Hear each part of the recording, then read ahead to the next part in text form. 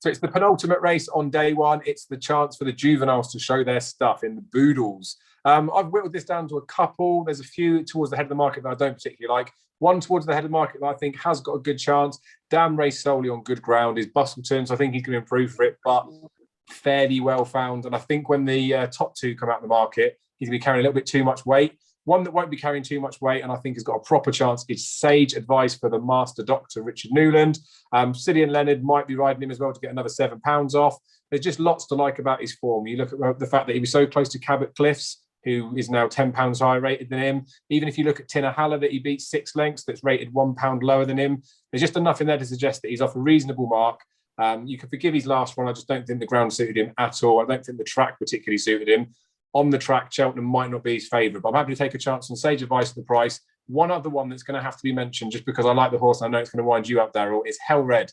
I can't forget that Chepstow run at the beginning of the season on good ground. He is an absolute twat of a horse. He's got something wrong with him in his head.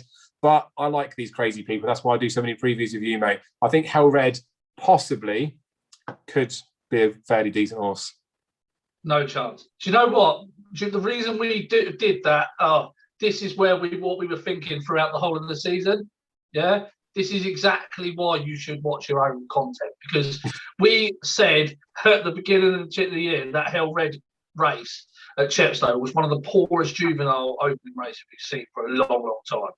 He has proved that to be true by running abysmally the next twice. I cannot believe you're having him.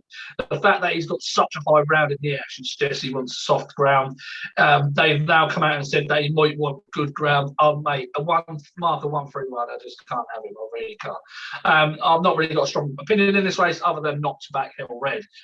Saint Sam would be the one I would side with after running behind the mighty Zanet here the last couple of times, and then Quilixios.